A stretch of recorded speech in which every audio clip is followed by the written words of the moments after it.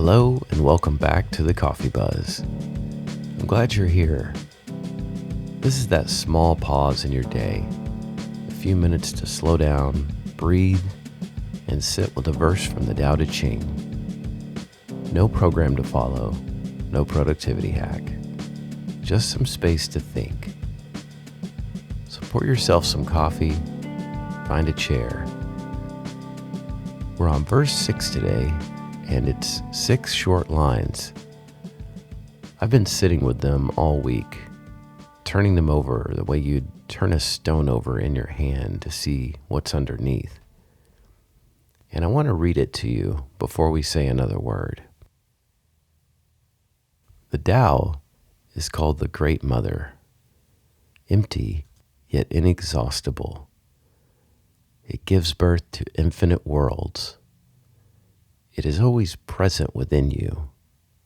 You can use it any way you want. Let's sit with that for a second. I want to start with the name Lao Tzu chooses here because he doesn't choose it lightly. He's written 5 verses by this point. He's called the Tao a vessel. He's called it the source. He's described it as empty and unfathomable and older than the gods themselves. And now, in verse 6, he reaches for something different. He calls it the Great Mother. That's not a casual choice. In Lao Tzu's world, 5th or 6th century BC, in the middle of a philosophical tradition that was largely run by men, largely preoccupied with governance and power and the proper order of things, calling the deepest principle in the universe Mother is kind of a radical act. Because what does a mother do? She doesn't command, she doesn't organize, she doesn't preside over things from a distance with a clipboard and a set of criteria that you have to meet before she'll let you in. She gives continuously without needing you to deserve it first. Think about that for a moment and what it means to have something at the center of reality that works like that. Not a judge, not a scorekeeper, not a principle that withholds itself until you've demonstrated enough discipline or enough progress or enough whatever virtue is currently in fashion. Something that gives birth, not once, not to a chosen few, but continuously to infinite worlds, the verse says, to everything that exists, to you right now sitting in that chair. The Tao is the source that keeps on sourcing, and it doesn't run out. Here's the phrase I keep returning to: empty yet inexhaustible. We talked about it in verse 4, about the power of emptiness, about how the hollow inside the cup is what makes it useful, how the space in a room is what makes it livable, how the silence between the notes is what makes music. But this takes it somewhere further. Not just empty, empty and inexhaustible. Those 2 words shouldn't go together. In our ordinary experience, empty means depleted. Empty is the gas tank on the highway. Empty is the bank account on the 28th. Empty is the fridge at the end of the week.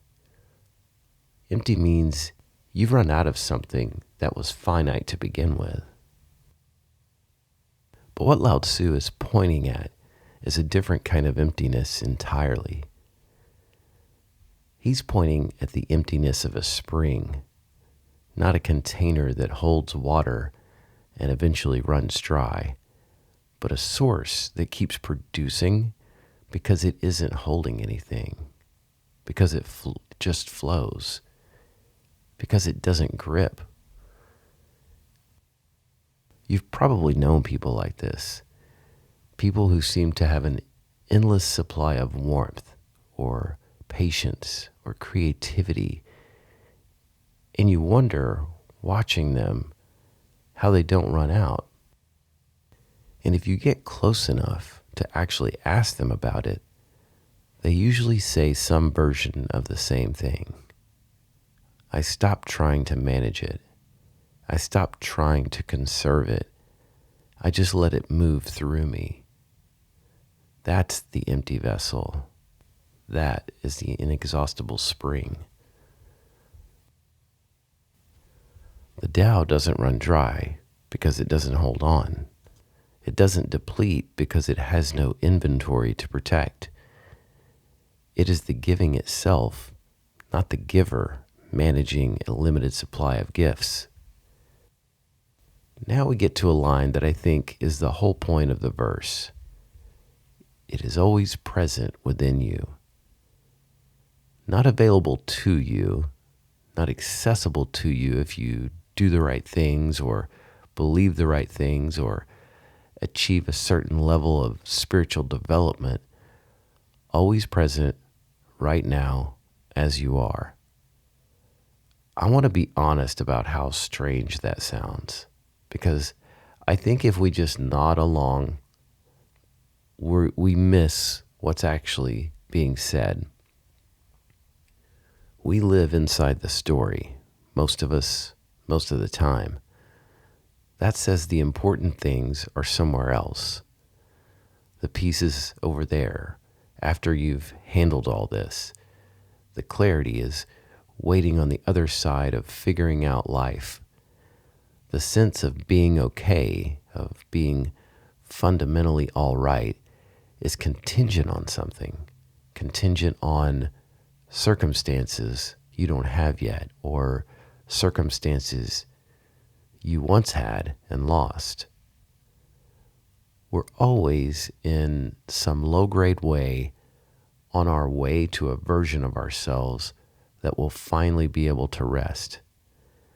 And what Lao Tzu is saying here, with his brush and his scroll in 2,500 years ago, and he's saying, no, you have it backwards.